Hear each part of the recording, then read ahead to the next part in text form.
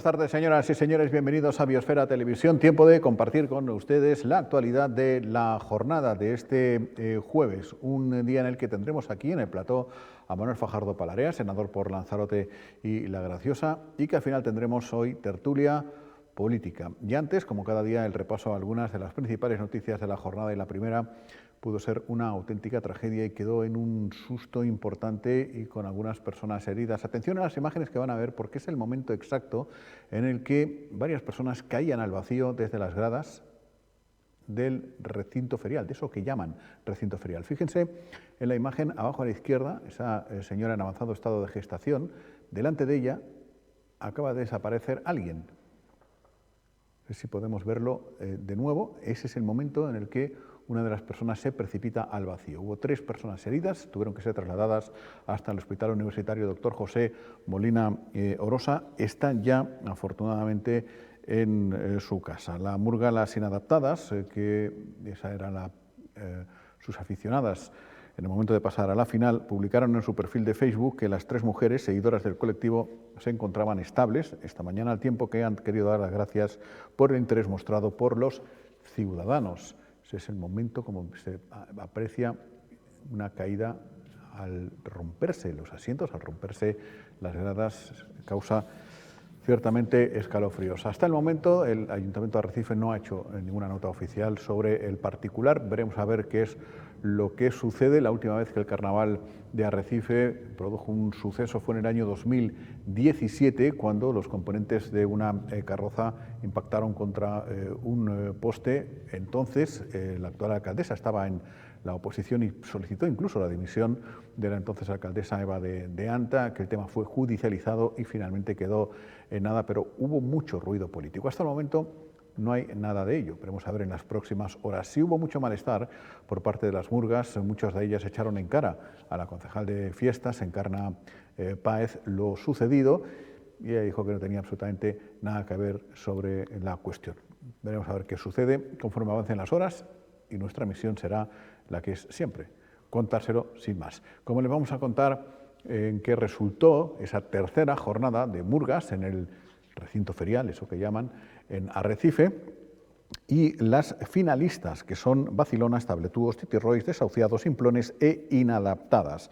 Anoche los Simplones abrieron la tercera fase del concurso de murgas con la fantasía como el de Furgolista, pero más guerrero, e interpretaron Familia Léxica de la palabra pasar y Mr. Murgonderful. En segundo lugar, los Titirrois, la formación que preside Luis Tavío, con la fantasía En recuerdo de los que ya no están, de Catrines mexicanos, nos disfrazamos en este carnaval, interpretando Hoy nuestro letrista eres tú y Noche de conciertos. Luego, los Desahuciados, con 67 componentes, de Puma Indio llego al carnaval para cantar y criticar lo que algunos no quieren escuchar, con Los oportunistas y La isla de las negaciones en su repertorio. Y al final, después de la actuación del grupo cómico procedente de La Palma, y que forman Jorge Guerra, Rodrigo Melgar y Ramón Araujo, se llegó al veredicto del jurado. Y el jurado dijo que tenían que pasar a la final Vacilonas, Tabletúos, Titirrois, Desahuciados, Simplones e Inadaptadas. Los Titirrois fueron premio presentación, los Simplones criticón por la interpretación del tema Familia Léxica de la palabra pasar, mientras que en diseño y fantasía el primer premio fue para la murga Los Desahuciados, que fue secundada por Simplones, y en tercer lugar Las Enredadas. En la página político-corrupción, 3 nuevos condenados por unos hechos de hace 17 años. El caso Costa Roja, que fue juzgado a principio de este mes y que se ha saldado con la condena del exalcalde José Francisco Reyes, del exjefe de la Oficina Técnica de Yaiza, Antonio Lorenzo, y del exsecretario de esa corporación, Vicente Bartolomé Fuentes. 1 año 9 meses de inhabilitación y multas de 3 meses y 1 día a razón de 6 euros diarios para cada uno de ellos. Se les ha aplicado las llamadas dilaciones indebidas, ya que el procedimiento estuvo parado entre el 14 de marzo de 2013 y el 7 de noviembre de 2019. Según los hechos probados, el 31 de agosto, el empresario, el promotor Luis Fernando Lleó, acudió a pedir una licencia de obra mayor para hacer 45 edificios de 2 plantas sobre rasante y una bajo rasante con 1.000 viviendas, 1.012, con 228 locales comerciales, con más de 2.500 plazas de garaje.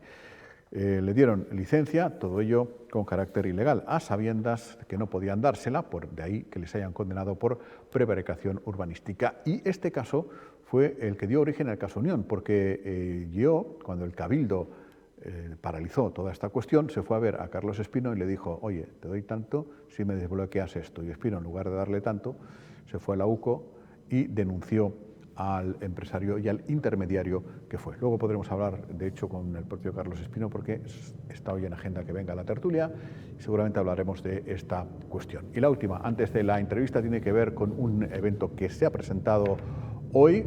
El tiempo más o menos lo ha permitido y se llama Cultivarte. Estamos aquí para presentar Cultivarte, un encuentro que unifica sector primario, cultura y arte.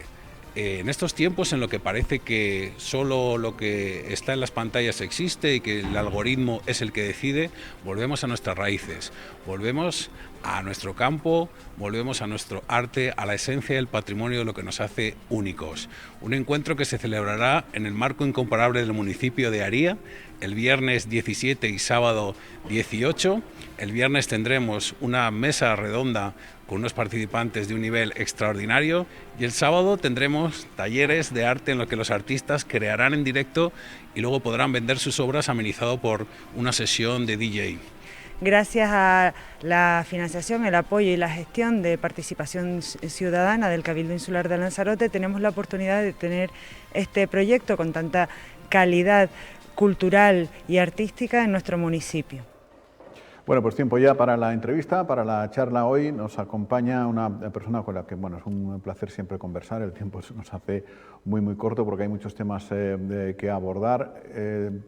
De su dedicación política, senador por la isla de Lanzarote y La Graciosa, por supuesto, pero también, he dado cuenta de su formación académica, de muchos asuntos relacionados con el mundo de la justicia, abogacía, judicatura y demás. Manuel Fajardo Valera está con nosotros. Don Manuel, ¿qué tal? Muy buenas tardes. Buenas tardes, Jiménez. Y muy bienvenido. Bien hallado. Claro que estamos aprendiendo, no sé si, sí, supongo que aprendiendo, a poco que prestes atención y leas los medios en general, 2 o 3 si puede ser, ¿no? Para hacerte una composición de lugar, muchísimo sobre derecho, pero un montón.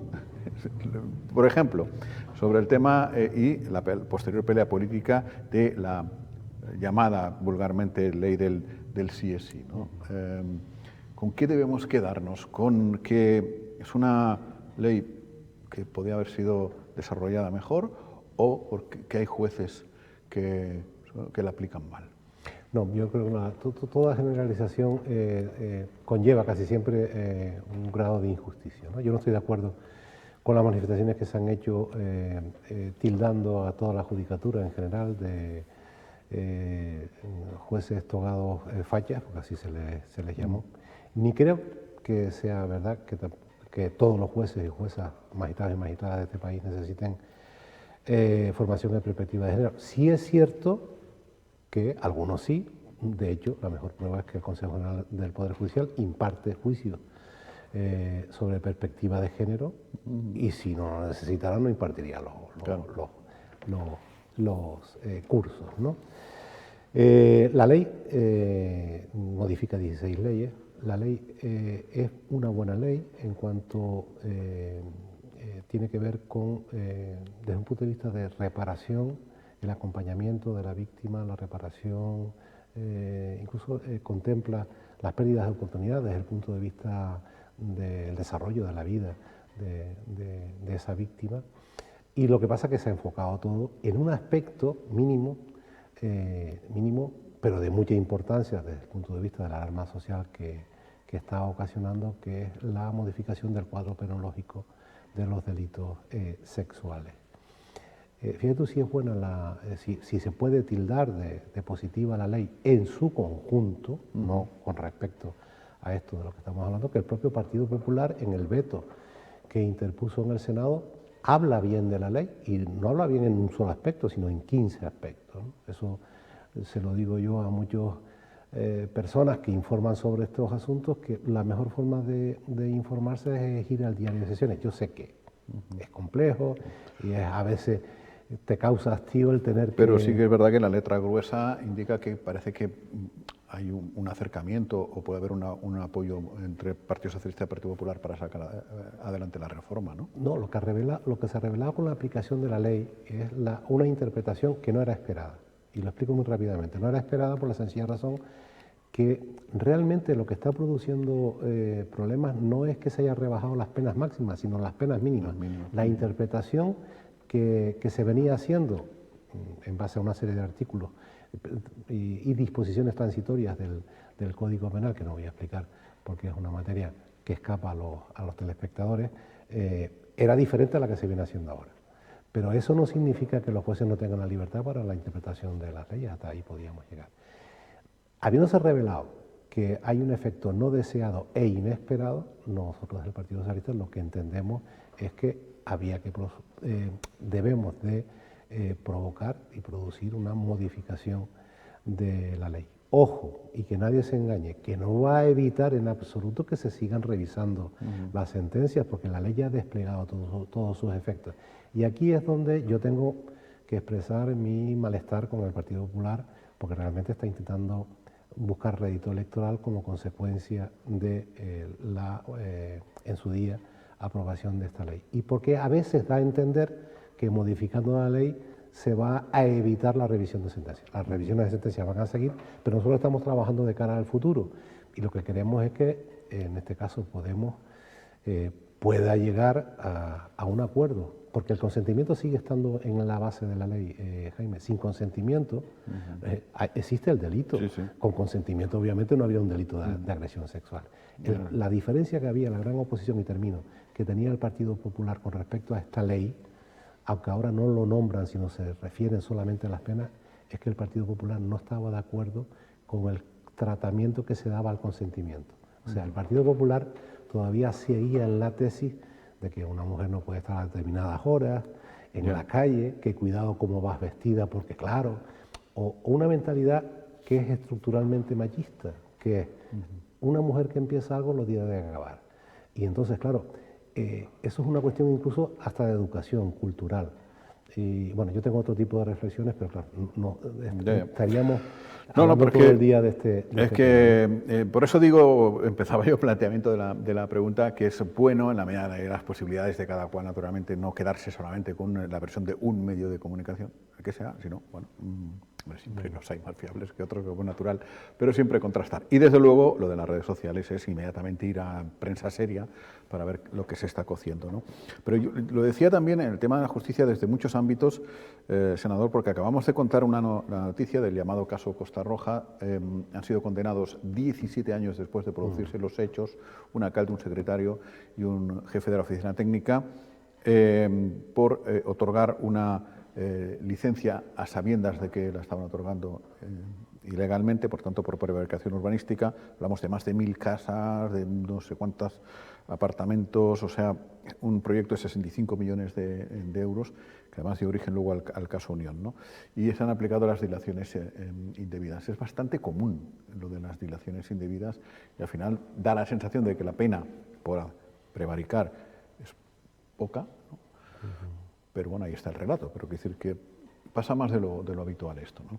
No, tanto es así que, como bueno, los telespectadores no lo sabrán, las dilaciones indebidas al principio fueron una construcción jurisprudencial, o sea, no venían contempladas en el Código Penal, venían en un tipo de atenuante que era un fondo, un fondo de saco, donde se empezó a hablar de dilaciones que no conciliaban con una justicia rápida y eficaz, que es lo que debemos de tener acceso. Pero garantista, que aquí lo que pasa es que tenemos...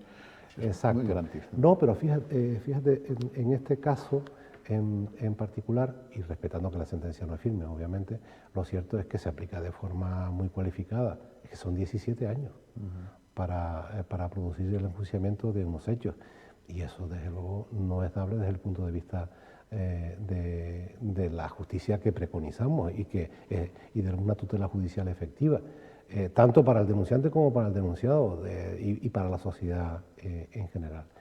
Y curiosamente, como bien sabes, ahora hay unos tiempos tasados de instrucción que son ampliables durante unos plazos que vienen establecidos en la Ley de Enjuiciamiento Criminal. Por lo tanto, tenía gente que querían que los plazos de instrucción fueran muy cortos y así, por ejemplo, más de uno ha escapado, entre ellos el presidente de la región de Murcia, porque se excedieron de los plazos en su instrucción y por tanto se sobreseyó su asunto.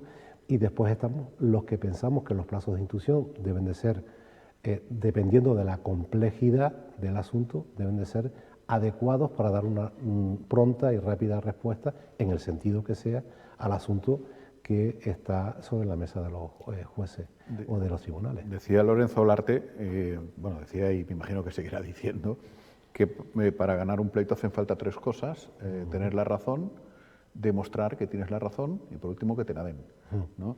En el demostrar que tienes la razón intervienen muchos factores, entre ellos el tema de los peritos, como estamos viendo, por ejemplo, en el caso de Romina y en ese escándalo que ha habido por la excarcelación del principal sospechoso, ¿no? Una prueba de peritaje para determinar si unas tijeras eran o no aptas para cortar un cuerpo, ¿no? Humano, un cadáver en este caso. 2 años.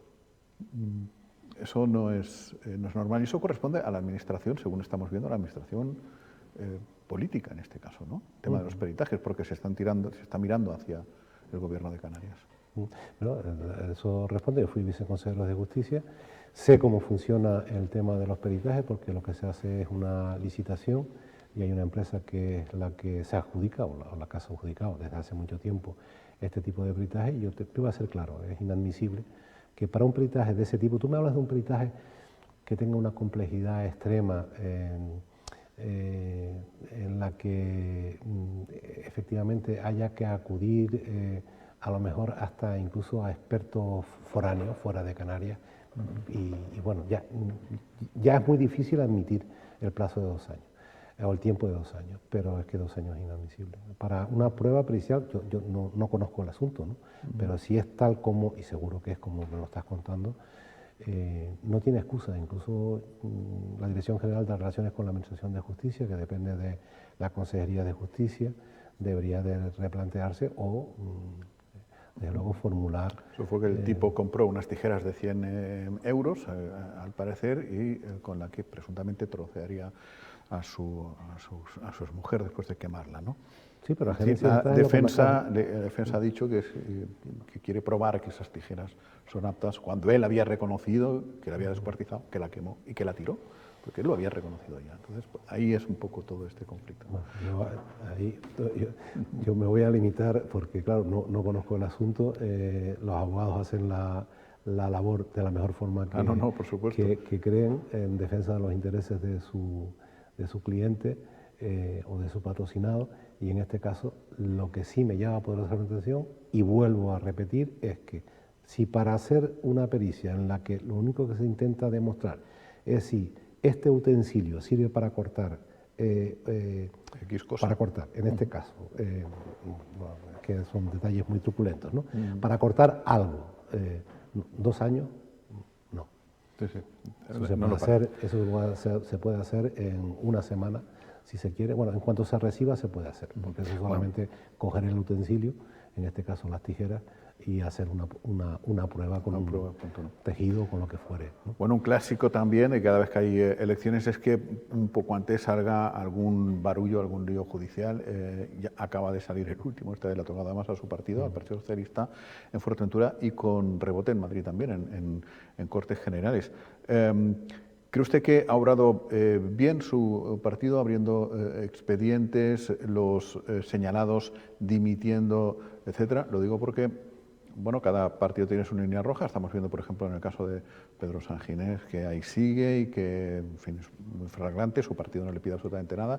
El propio Clavijo no se ha querido apartar de la carrera electoral, a pesar de también tener algo señalado.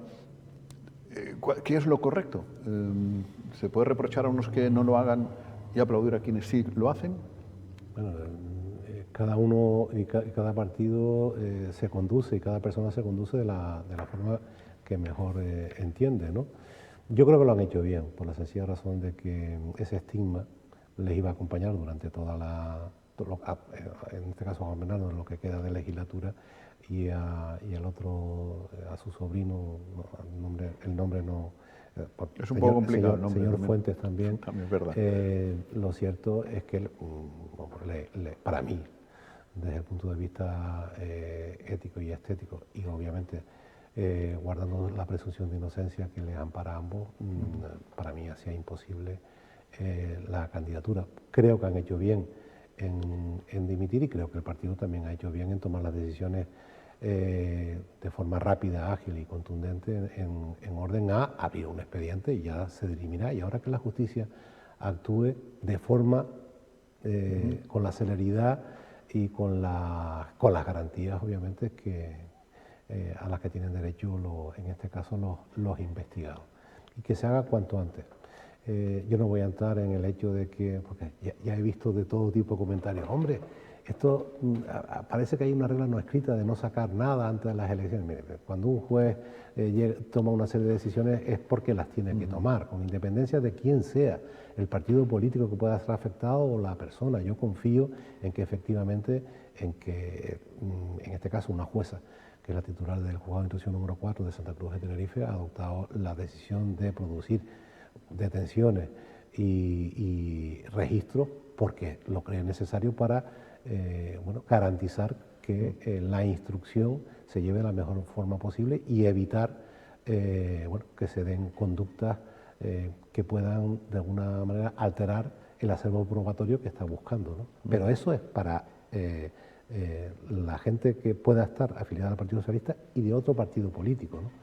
Porque después de todo hay en la viña del Señor, porque a veces otros lo que hacen cuando se producen actuaciones judiciales como ese tipo, como es atacar a los jueces y atacar a los cuerpos y fuerzas de seguridad del Estado. Pero bueno, por eso digo que cada persona y cada partido se conduce de la forma que mejor entiende. También es un clásico eso, efectivamente. Bueno, asuntos pendientes de Madrid, ese concepto que llamamos Madrid, para con Lanzarote del CIBE parece que ya empieza.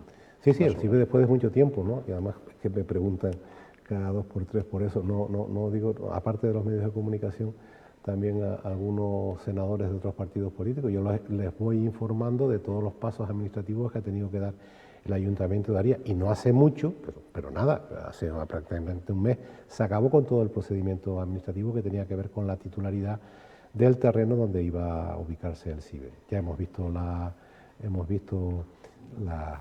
fotos. En este caso eran las obras de volver a su estado anterior, como estaba el mirador de Guinate, y espero que el CIBE esté en funcionamiento cuanto antes, por el bien de poder detectar pateras y veremos que no sirve para absolutamente nada. Vamos a ver, sí que va a servir, pero me refiero que eso no frena las ansias de las personas por buscar un futuro mejor. Sí. Es decir, yo aprendí que el CIBE son 3 cosas. Uno, en origen, representación española en esos países. 2, vía aérea, un avión que va dando vueltas y que efectivamente detecta pateras. Y 3, ya el radar por si alguna está más o menos cerca. Pero es que eso no va a frenar absolutamente nada. Lo que tienen que funcionar son los protocolos establecidos e internacionalmente aceptados. Se habla muy poco de que a las muy pocas horas de que lo que muchos llaman avalancha de pateras cuando se producen, el CATE ya está vacío. Ahora mismo, hoy, no hay nadie en el CATE. Así es. Yo añadiría un dato, o sea, una frase a la que en esta parte de la intervención acabas de pronunciar. O sea, ni frena el hecho histórico de la inmigración, que va a seguir produciéndose. Hay datos que me están preocupando. El otro día comparecí ante la Comisión Mixta de la Unión Europea, de la que soy secretario primero, nuestra representante, y se le preguntaba sobre, sabes que hay algunos países que están propugnando dentro del Pacto por el Asilo y la Inmigración el levantar muros y el levantar vallas. Bueno, estos países que siempre han estado en contra de los países MED, que son Italia, Grecia, Francia, Chipre y Malta, España, Italia, Grecia, Chipre y Malta, que son los países que estamos intentando de alguna manera conseguir ese gran pacto por la inmigración y por el asilo, que tenga en su frontispicio lo que es el respeto de los derechos humanos y la intervención en origen, que es la mejor fórmula para poder evitar. pero tampoco frena las ansias de los partidos políticos o de algunos partidos políticos de meter la inmigración en campaña electoral. ¿Por qué? Porque lo he visto en el Senado y te lo traslado, Jaime. Al principio fue la inmigración, luego se bajaron del caballo de la inmigración, se subieron al caballo de una falsa o una mala respuesta a la COVID, luego cuando les falló eso se subieron a la economía. Con esto no quiero decirte que ahora estemos bollantes, pero es verdad que las medidas del gobierno están dando sus resultados y después de la economía se han bajado del caballo y ahora se han montado en el caballo de la ley sí es sí. Desgraciadamente, yo lo que he hecho en falta es altura de miras por parte de los partidos políticos y que en el tema en concreto de la inmigración, y siempre que puedo lo reitero, estamos hablando de derechos humanos, estamos hablando de proyectos de vida de personas que no están aquí porque vengan de turismo, sino que están aquí buscándose una nueva vida, porque de donde vienen no la tienen, y debería de estar fuera del debate político. Pero, reitero, no te preocupes que volverá, no te preocupes, lo digo retóricamente, no debería de preocuparme yo, que no me preocupo, pero seguramente volverá a estar dentro del debate electoral. Bueno, hablando de debate electoral, tenemos en un par de meses mal contados las locales, municipales y no sé qué, y 6 meses después las generales. ¿Cuál es el futuro político de Manuel Fajardo Palarea? Pues no lo sé. Yo sinceramente estoy en mi misión de senador, sigo de forma muy directa lo que está pasando en la isla, lo que está pasando en nuestros ayuntamientos y en especial en lo que está pasando en Arrecife. Y bueno, yo espero que al final la gente haga un análisis objetivo, lo más objetivo posible, de cómo se han hecho las cosas a nivel de Cabildo, a nivel de Parlamento de Canarias, Gobierno de Canarias, y a nivel de cada uno de esos ayuntamientos, y decidan de forma libre. Lo que sí desearía es que se apartaran de estos periodos preelectorales y del periodo electoral ese tipo de cuestiones, más allá de que estamos, como sabes, en la fiesta de la foto. Sí, sí, no, eso, todo, eso es indudable. En fin, le preocupa Arrecife porque es usted vecino de Arrecife, está empadronado en... Sí. Dando un caso paradójico, mira que las hemos visto de todos los colores. Yo llevo muchos años en esto, y es que la inmensa bronca que hay en Arrecife no es entre gobierno y oposición, es entre el propio gobierno, entre los propios socios de gobierno. No sé si eso le llega también todo ese ruido. Antes te comunicaba que Feijóo le hace una pregunta a Sánchez el 21, el próximo martes, que habla si España se merece un gobierno que está permanentemente en crisis, ¿no? Esa pregunta se la voy a mandar a Feijóo, que además lo tengo a pocos metros, o hablaré con él para decirle que la podíamos hacer perfectamente nosotros aquí en Arrecife. Sí, no, la verdad es que es cuanto menos muy llamativo que las razones por las que es noticia el grupo de gobierno de Arrecife no son por sus obras o por lo que explicitan o publicitan que van a hacer, sino por lo que unos achacan a otros que no hacen porque le ponen zancadillas desde el minuto 1 en que entraron en el grupo de gobierno, y por las responsabilidades que se imputan unos a otros en cualquiera de las áreas en las que están.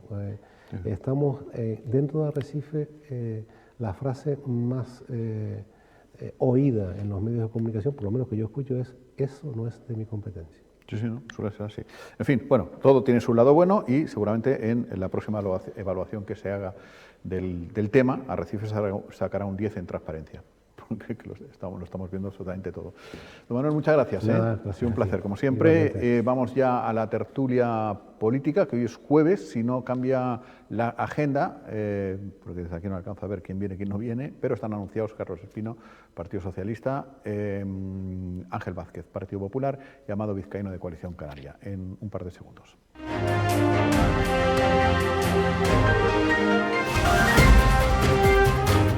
Pues sí, pleno, efectivamente. Nos acompaña Carlos Espino, Partido Socialista. ¿Qué tal, Carlos? Muy buenas. Buenas tardes. Amado Vizcaíno, Coalición Canaria. Hola, Amado, ¿qué tal? Muy buenas tardes. Amalo, te acabo de llamar. Amalo, sí, bueno, da igual.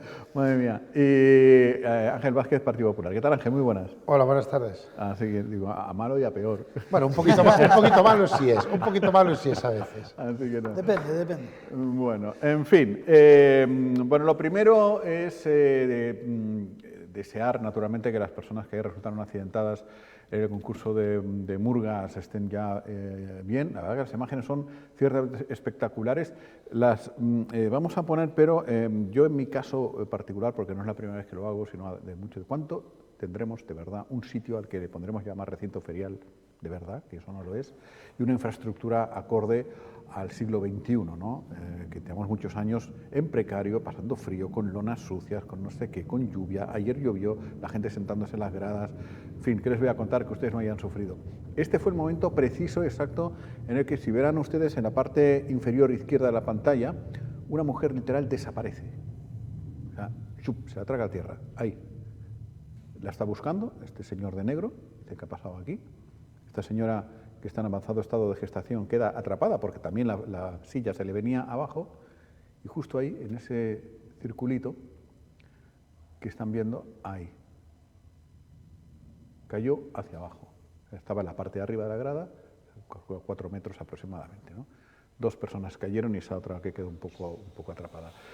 Yo ahí solamente, porque igual empezamos ahora que si responsabilidades políticas, que si esto, que si lo otro, el barullo de siempre necesario también, porque hay que depurar lógicamente responsabilidades, pero más allá de eso es cuándo cambiaremos eso por algo algo normal, algo, yo sé que en esta isla hablar de cemento y bloque muchas veces es recordar cosas del pasado, de las que hablaremos ahora también, pero yo creo que Lanzarote Arrecife merece una obra, ¿no? En condiciones. En fin, no sé. Yo creo que sí, está claro. Aparte, bueno, tuvimos una ocasión, la oportunidad de tenerlo, cuando Rita Martín era consejera de Turismo. Al final, por temas con el suelo, no se pudo tener.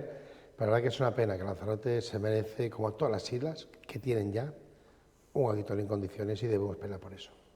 Que no sé, estas cosas, pues si viene a actuar alguien que no sé qué, pues montas un escenario, pues lo desmontas, pero que eso sea el principal recinto de ocio y de cultura que tenga Arrecife a estas alturas de siglo, ya me parecía hace 20 años una vergüenza, pues ahora mucho más todavía, ¿no? Sí, bueno, lo primero es desear que estas personas estén bien. He visto en las noticias de que se le había dado de alta a una persona, al menos esta mañana cuando leí las noticias, y lo primero que toca es eso, desear que al final pues todo quede en un susto grande, pero que quede en un susto.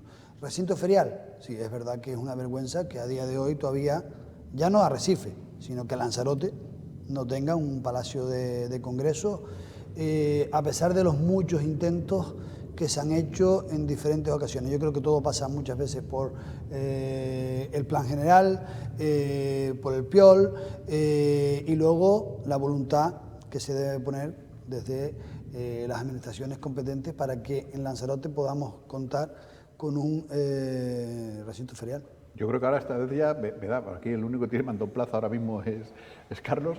Yo creo que este tema ya va bien encaminado, porque nos decía Astrid Pérez, que por fin han conseguido unos cambiarle el uso del suelo, que correspondía, digamos, a Arrecife hacer los trámites, ¿no? Y otros, que son ustedes, buscar pasta. Exactamente. Y además pasta del Cabildo, según parece, ¿o qué? No.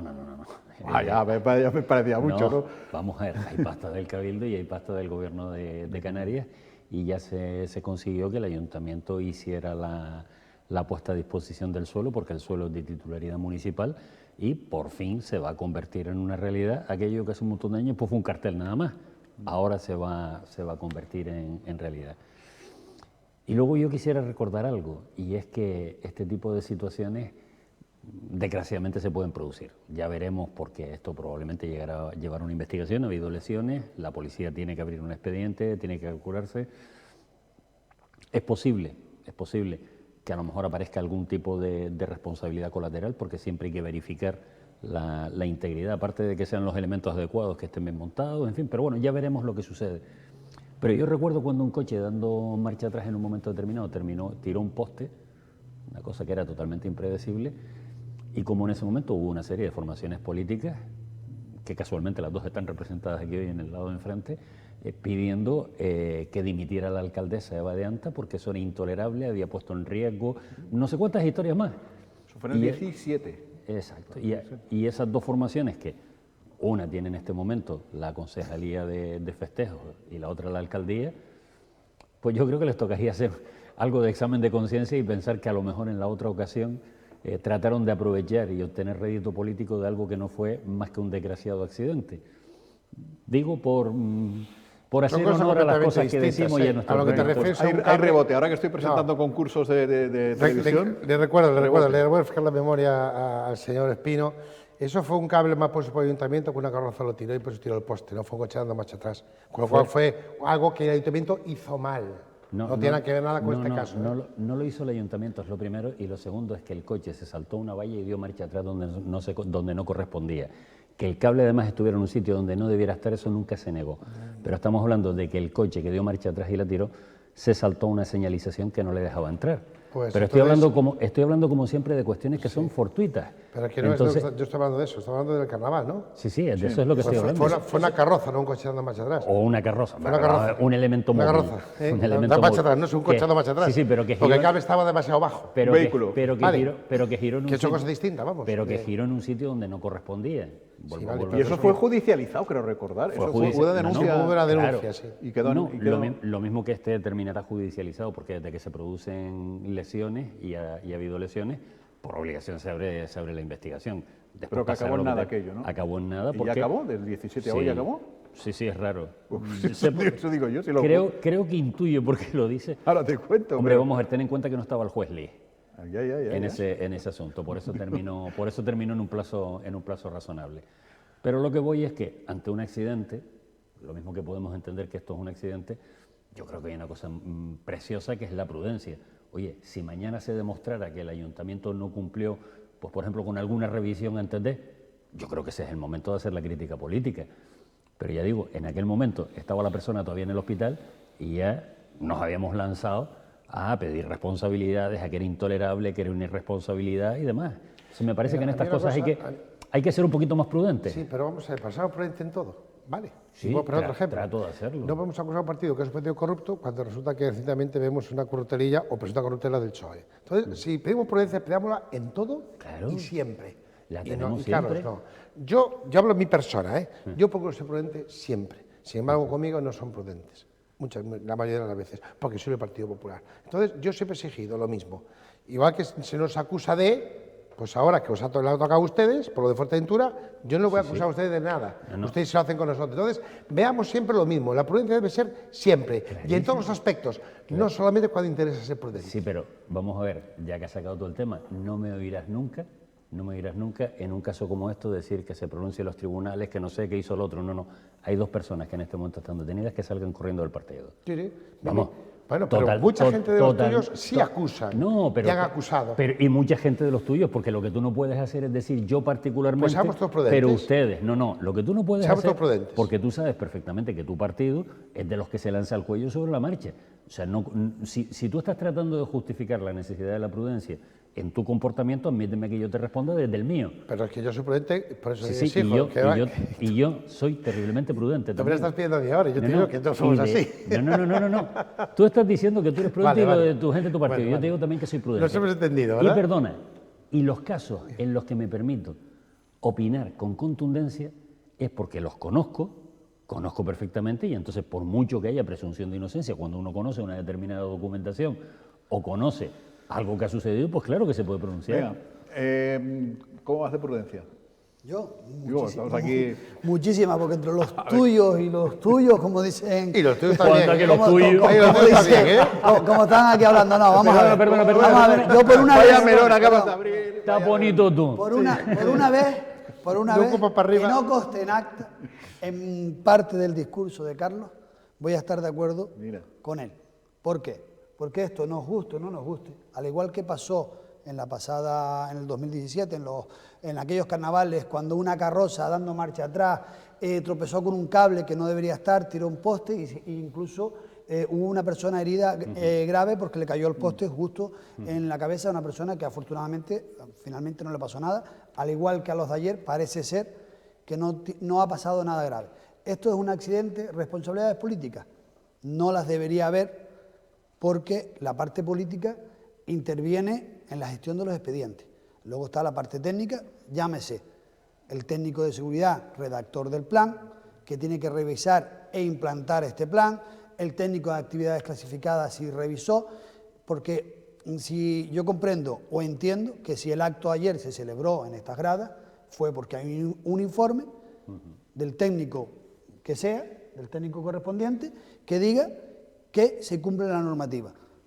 Hemos visto todo lo que pasó ayer, la gente estaba saltando en las gradas, es bastante imprudente ponerte a saltar en un tipo de grada de este tipo. Pero, ¿Eso de que la han violado porque lleva no me refiero a eso. No me refiero a eso, pero me refiero que responsabilidades políticas, que es lo que estoy con Carlos. Yo no sé si los míos, como dices tú, o los de Ángel saltaron al cuello en el pasado accidente. Lo que tenemos que tener en cuenta, y nosotros que estamos en política, es que tenemos que aprender de estos accidentes.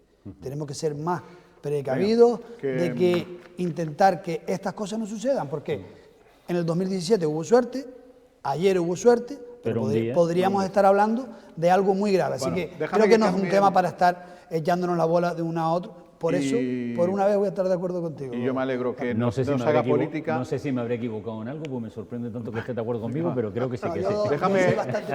Déjame avanzar un poco. Decía antes lo de que me extrañaba que una cosa del 2017 haya salido ya más habrá salido hace meses, porque hoy se ha conocido una sentencia de un hecho acontecido en el año 2006. En el 2006, el 31 de agosto de 2006, el IEO acudió al Ayuntamiento de Yaiza a pedir una licencia para 45 edificios de 2 plantas, sobre rasante, una bajo rasante, 1000 y pico viviendas, 228 locales comerciales, 2.559 plazas de garaje, etcétera, etcétera. Y le dijeron, sí, hombre, sí, toma, para ti. Y no se podía hacer porque el suelo no estaba habilitado, en fin, todo. El Cabildo intervino, y luego IEO se fue al Cabildo y le dijo a Carlos, mediante un intermediario, ¿no? Dijo, mira, te doy tanto si me dejas hacer todo eso. Y ahí empezó el caso Unión, pero no se ha juzgado exactamente eso, sino que se ha juzgado el origen, esas licencias. Bueno, se juzgó el día 7. Condenados los 3, José Francisco Reyes, Antonio Lorenzo y Vicente Bartolomé Fuentes, político, secretario y jefe de la oficina técnica por prevaricación urbanística. Después de tantos años de dilaciones indebidas, 6 años y medio sin tocar ni un papel, 6 años y medio, del 14 de marzo del 13 al 7 de noviembre del 19, por lo tanto, eso ha ido en beneficio naturalmente de los acusados. Bueno, al final año y 9 meses de inhabilitación y multas por prevaricación urbanística. ¿Quién quiere empezar? ¿Le parece mucho, poco, suficiente? Nos tenemos que quedar con el relato y la pena es una anécdota. Yo entré en política en 2011, no tengo ni idea de... Por la prensa no conozco exactamente y realmente no... ¿En el 11 entraste? Entré en 2011. Parece que siendo Ángel como ese, a todos se nos ha hecho muy largo. ¿Has visto la cara que puso, que le parecía que era mucho más? Sí, no, eso lo creo que eso es por la prensa, o sea, no conozco Lo que decías tú es que el político tiene responsabilidades. No, por supuesto. A ver, pero es que esto no estamos hablando de un accidente, No, estamos hablando de otorgar una licencia ilegal cuando no se tenía que... Es que no estamos hablando de lo mismo, Ángel. Claro. Es que no podemos comparar un accidente que pasa, que es que estoy de acuerdo con Carlos. Y mira que con Carlos discuto yo en esta mesa, pero es que hoy tengo que estar de acuerdo con Carlos porque es que lo de ayer fue un accidente que no tiene que pasar nunca. Y la responsabilidad política es la que es, no debería haberla.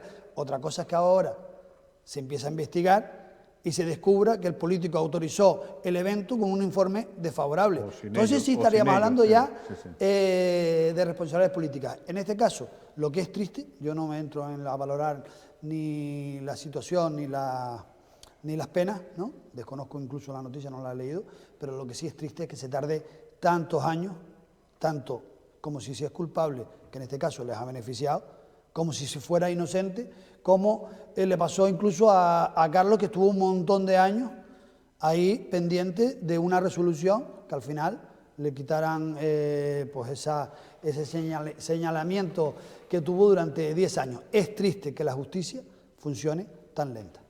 Claro, lo que pasa es que, ¿sabes lo que sucede en este caso, Amado? Que, coincidiendo contigo, y porque además la justicia sabemos que en España... Vamos a coincidir hoy en todo, Carlos. No, me tiene preocupadísimo. Bueno, yo me voy, hasta luego. Lo que sí es cierto es que en este caso no se trata de la lentitud de la justicia. En este caso se trata de algo más. De que de manera deliberada el juez Liz, el juez corrupto Liz, tuvo parado ese procedimiento de manera totalmente artificial, para que no siguiera circulando y para que esta gente se pudiera beneficiar después de las reducciones de condena. Es así, tristemente. Y lo que sí se produce es que esta sentencia, como recoge un par de temas, yo creo que merece la pena leerla, porque habla directamente y le da una importancia terrible a su testimonio como perito del abogado que ha defendido tradicionalmente al Cabildo en todo este tipo de cosas, el abogado Agustín Domingo Acosta. Ese que ha insultado de manera sistemática a Pedro Sanginés, algunos medios vinculados a Juan Francisco Rosa, y sin embargo el juez recoge en la sentencia que su testimonio ha sido fundamental para explicar cómo era el tema y además recoge de manera hasta entrecomillada algunas de las intervenciones que tiene el abogado.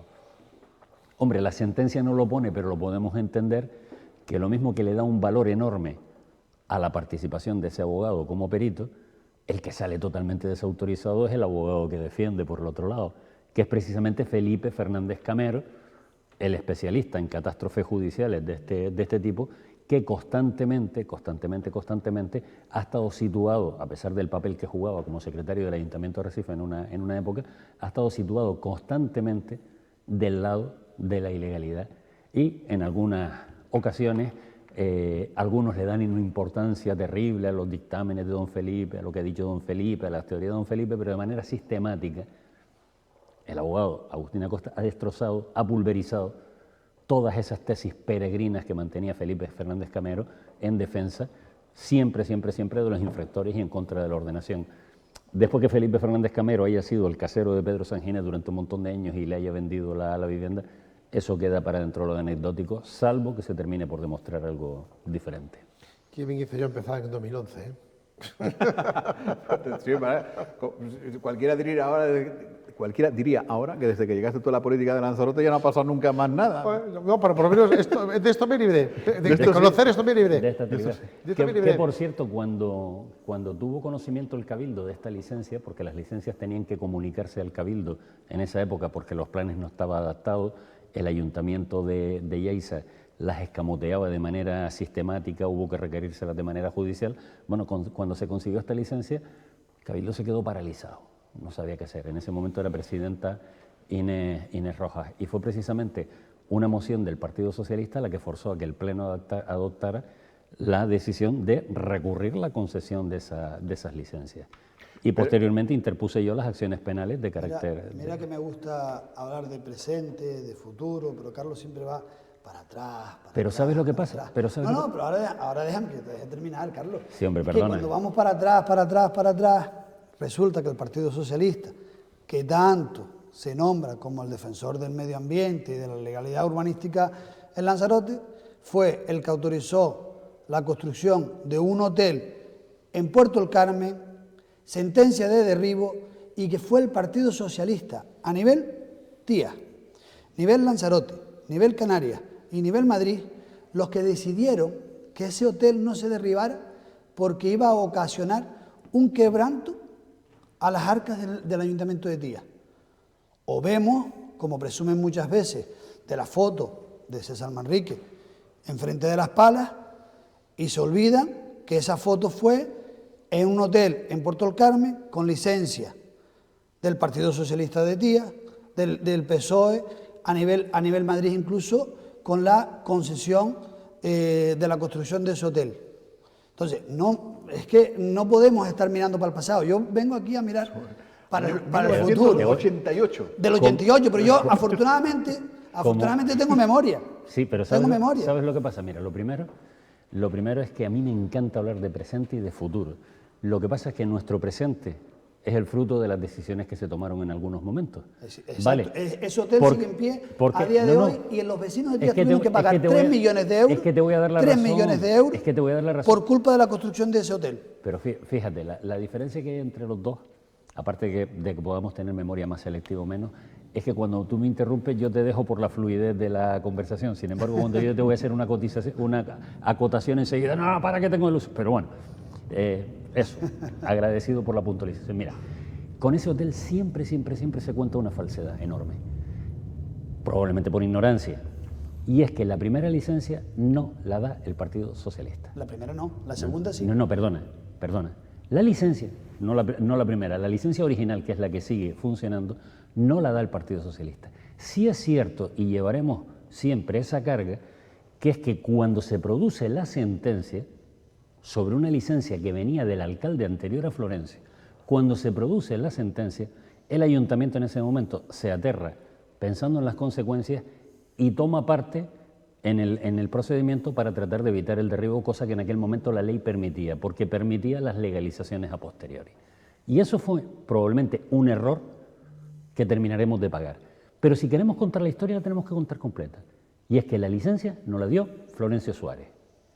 Y cualquiera que diga que la licencia la dio el Partido Socialista está mintiendo. La licencia definitiva la dio Florencio Suárez. Es que la primera licencia fue justo antes de las elecciones. Perdona, pero y hubo una licencia provisional que era como se hacía antes. Pero no, se daba una licencia provisional pero tú sabrás, y luego la ratificó Florencio Suárez. Sabes perfectamente que una provisional, la definitiva es obligatoria. Pero más allá de las licencias. Pero te lo vuelvo a repetir. No debemos mentir. Quien genera el derecho de favor... Yo no miento porque los datos están ahí. Cuando se oculta un dato que es relevante, equivale, tanto que el refranero dice que la peor de las mentiras es la verdad media. No. Pues sí que me pidió cosas. En el 88 es cuando yo llegué a Lanzarote. O sea, ¿Ves? Ahí empezaste. Ahí empezó lo malo aquí. Cuando llegaste a Lanzarote llevaba yo 2 años bailando ya en el Beach Club y en la Wilson. Que más allá de quién diera la licencia, incluido Carlos, que más allá de quién diera la licencia, que luego a posteriori fue declarada ilegal, el error viene cuando se pide que ese hotel no se tire, que estaba en primera línea de playa. A día de hoy, hasta hace poco, sacó el Ayuntamiento de Tías una nota de prensa que finalmente se quedaban en pagar 3 millones de euros a consecuencia de no haber derribado ese hotel, que fue el único hotel que tuvo sentencia de derribo. Y aquello, Carlos, aquella decisión de no tomarlo, por supuesto, fue legal, no digo nada, aquella decisión de tomar, de decir, bueno, vale, se construyó ilegal, pero lo dejamos en pie, dio pie a todo lo que tenemos ahora. A que mucha gente ha construido de manera ilegal y luego se queda en pie. No. Eso lo inventaron ustedes, Carlos. No, vamos a ver una cosa. Si te estás refiriendo que hay un determinado empresario que se llama Juan Francisco Rosa Marrero, aprendió que delinquir le podía salir barato, a lo mejor te doy la razón, ¿vale? Pero vincular el origen de la corrupción urbanística en Lanzarote con una operación en concreto, ni de broma. Y vuelvo a insistirte, quien da la licencia es otro alcalde, y en ese momento Tías, que era un ayuntamiento pequeñito y se vio con la posibilidad de tener que pagar una indemnización millonaria, coge y propone algo de lo que probablemente sin el probablemente hoy cualquier persona con 2 dedos de frente se arrepiente de que se tomara esa decisión. En el momento que se tomó esa decisión estaba prevista por la ley, por eso se pudo tomar y se pudo tomar en el juzgado, cosa que hoy están prohibidas las legalizaciones a medida. Otra cosa que se hubiese derribado, porque en este país somos mucho de hablar de derribos y poco de derribar, porque está el de Playa Blanca, Lanzarote no sé qué, Papagayo Arena, ¿no? El Papagayo Arena. El Algarrobico, el no sé cuántos. Ahí, el Papagayo Arena, vamos a ver, como conozco, te actualizo la información, por parte del gobierno anterior del Cabildo, se trató de acceder a un procedimiento de mediación para dejar sin efecto la sentencia por una mediación judicial. Desde que llegó el nuevo equipo de gobierno, y Ángel debe acordarse porque eso se explicó y se le dio cuenta al Consejo de Gobierno y a partir de ahí salió una comunicación, se cogió y se paralizó ese procedimiento de negociación que no cabía bajo ningún concepto. Sí, porque además no estaban todas las partes implicadas, querían negociar los dos condenados, exactamente, el hotel y el ayuntamiento de Yaiza. Exactamente, dejando al margen el Cabildo. A partir de ahí hay una serie de procedimientos porque estos señores trataron de bloquear la ejecución con una serie de peticiones que se han ido desmontando una detrás de otra, entre otras con la solicitud a costas de que se trasladara el vial que habían invadido y se quedara en un lateral de la parcela. Eso ya ha sido totalmente desestimado por costas tanto en el ámbito estatal como en el ámbito autonómico y seguimos avanzando en restablecer la legalidad. O sea, es un tema que no está parado bajo ningún concepto. Sí es cierto que ese problema quien lo ha creado han sido los jueces. Y me explico. En esa sentencia que conocemos hoy no se empezó la construcción porque una magistrada valiente, porque era una señora sola trabajando en un tribunal, cuando se le presentó la documentación ordenó la paralización cautelar.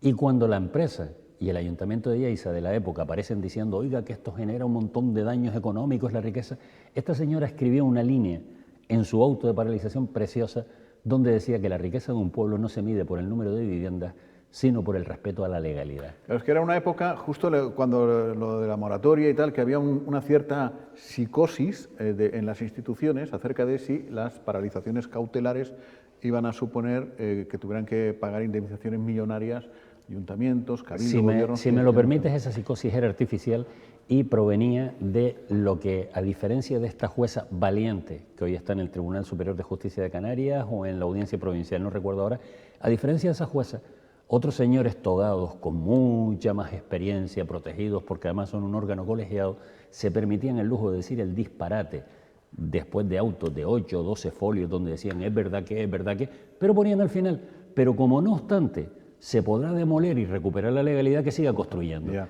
Aquí se habla mucho de por qué se permitió construir los hoteles hasta el final. Y hay que dejar bien claro que quien lo permitió fueron los jueces cobardes del Tribunal Superior. Ángel, que nos tenemos que ir puntual, te he visto con intención de apostillar. Que este caso en concreto fue la ministra Elena, la que era de Agricultura, que era gallega, Elena, la que dijo que eso no se iba a tirar porque costaba más tirarlo que dejarlo como estaba.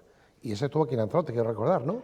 Eso se dijo del Fariones, del Apartotel Fariones. No, y de Papagayo. Esa es una apreciación personal de la ministra que no se va a producir. Pero fue así, ¿no? Quiero recordar que fue así, ¿no? No fue exactamente eso lo que dijo. Lo que dijo es que no contaban con presupuesto. Del Apartotel Fariones, no vamos a confundir tampoco a la gente, que no es el Hotel Fariones, el Apartotel Fariones, que costaba más se tirarlo dijo, que... Yo creo que en aquella época se hablaba de 5.000 millones de pesetas, cuando el presupuesto del Ayuntamiento de Tía, porque eso no fue en el 88, ya pasó en el 90 y algo, y ya el Ayuntamiento de Tía tenía un presupuesto creo que recordar, de cerca de 1.000 millones de pesetas de la época, ¿no? Hoy en día eso no es nada. Pero claro, comprometía el presupuesto del Ayuntamiento de Tía durante 5 o 6 años. No obstante, considero que se debía haber sido valiente y haberlo... Sí, pero recuerda que en ese momento no el Ayuntamiento de Tía, más corporaciones locales y los propios sindicatos hicieron la petición de que no se tirara. Hubieron manifestaciones en frente del hotel. No teníamos en ese momento la cultura necesaria para entender cómo debíamos responder y era pues el primer caso al que nos enfrentamos. Lo de las manifestaciones un día te lo cuento. No esta, sino en otro sitio. A día de hoy pasa con los hoteles del Duna. Y ha pasado un montón de cosas. Pero en Lanzarote no. Que es que ya nos tenemos que ir, que veo a Ángel sufrir, que todos tenemos obligaciones familiares. A esta hora de la tarde la gente come también. Una manía que le da a la gente de comer a las 3, yo como a las 4. Y también... Lo peor son los niños, cuando se ven solos, de colegio se ven solos, ahí que no llega el padre o la madre, que al final se ponen... Pero eso te pasa por... Pero digamos bien, vamos en tiempo. Eso te pasa por dejarlo todo para el final. Yo fui más rápido y yo no tengo ninguno pequeño. Sí, yo todavía estoy criando, sí. Es que lo de la Wilson y el Beach Cup a mí me tuvieron entretenido un montón de años. Claro, y empecé tarde. Gracias, Ángel. Muchas gracias. Gracias, Carlos. Gracias, Amado. Gracias a ustedes. Mañana volvemos con más cosas. Buenas tardes.